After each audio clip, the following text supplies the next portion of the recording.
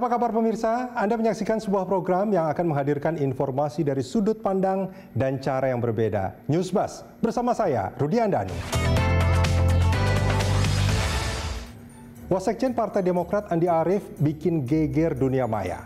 Cuitannya soal aliran dana 1 triliun rupiah dari Sandiaga Uno untuk PAN dan PKS seperti bunuh diri politik.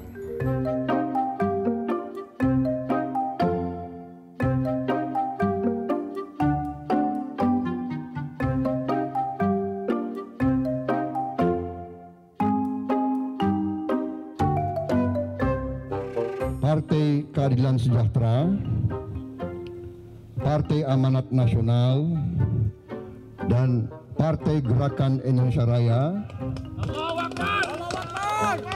telah memutuskan dan memberi kepercayaan kepada saya, Prabowo Subianto, dan saudara Sandiaga Salahuddin Uno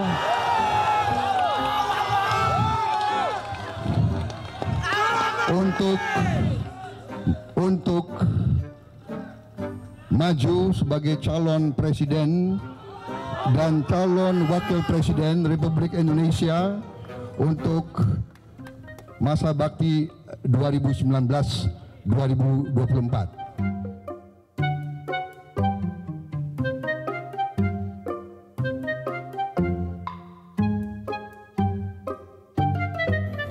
Alih-alih membangun soliditas yang kuat, Demokrat yang masuk terakhir dalam koalisi bersama PAN, PKS, dan Gerindra justru memberondong rekan koalisinya dengan tuduhan mahar politik.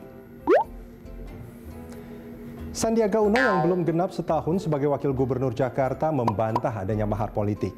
Tapi dia mengakui menyiapkan dana pribadi untuk kampanye Pilpres, seperti yang dilakukan pada Pilkada Jakarta.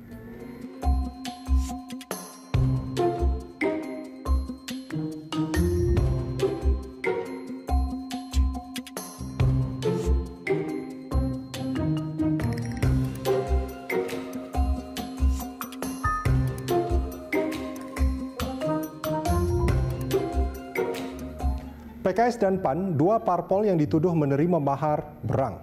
Mereka mengancam akan melaporkan Andi Arief ke ranah hukum. Gayung bersambut, Andi Arief siap dilaporkan. Coba, pengen tahu, berani nggak PAN dan PKS melaksanakan ancamannya? Seperti kata Rendra, perjuangan adalah pelaksanaan kata-kata.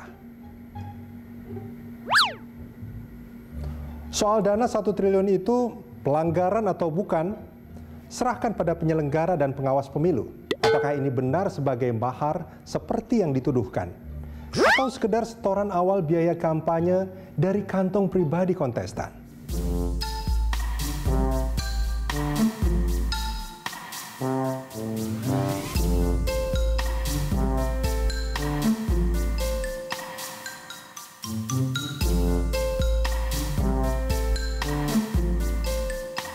Kalau bukan dari jumlahnya yang bermasalah, bagaimana dengan caranya? Apakah sudah sesuai dengan aturan? Kalau tak sesuai, contoh, dananya tak masuk rekening yang dilaporkan ke KPU. Tentu patut curiga. Ini harus dibuktikan. Ini dana kampanye atau mahar politik. Atau ini barangkali sekedar uang jajan politik.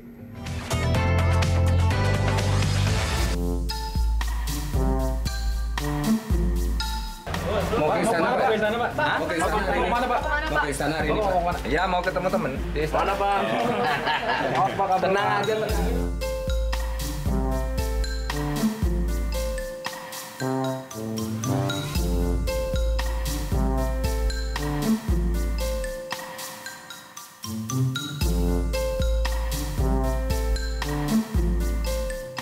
Saling serang dengan kata sudah biasa di politik kita.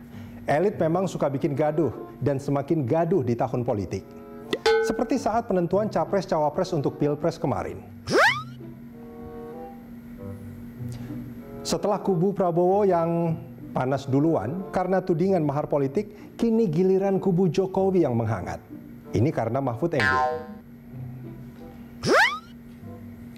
Mantan Hakim MK Mahfud MD yang semula digadang-gadang sebagai kandidat terkuat cawapres Jokowi, buka-bukaan mengapa dia terpental di ujung proses kandidasi.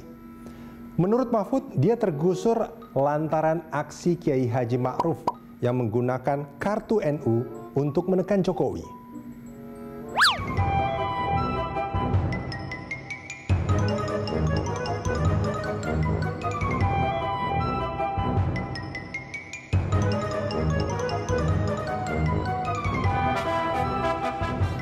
Mahfud menyebut, Ma'ruf Amin menekan Jokowi agar mau mengambilnya sebagai calon wakil presiden di Pilpres 2019. Ancamannya, gerbong NU akan menarik dukungan jika hal itu tak dilakukan. Pernyataan yang sangat mengagetkan. Selama ini kubu Jokowi terkesan santai dan tenang saat hendak memutuskan cawapresnya. Ternyata. Kalau di kubu Prabowo ribut soal mahar, di kubu Jokowi ribut soal jegal-menjegal.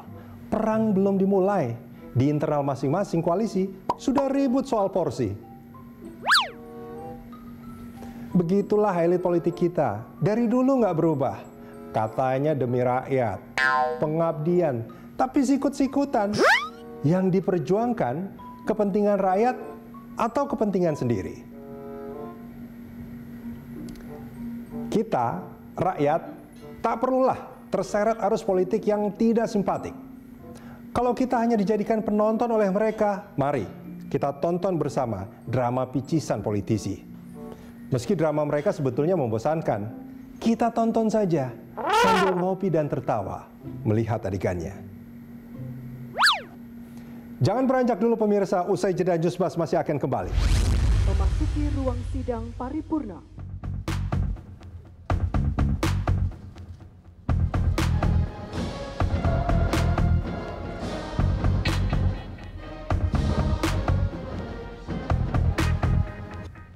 Kebijakan fiskal dan APBN tahun 2019 dirancang dengan tema APBN untuk mendukung investasi dan daya saing melalui pembangunan sumber daya manusia. Tema tersebut diwujudkan melalui 3 strategi utama, yaitu mobilisasi pendapatan yang realistis dengan tetap menjaga iklim investasi,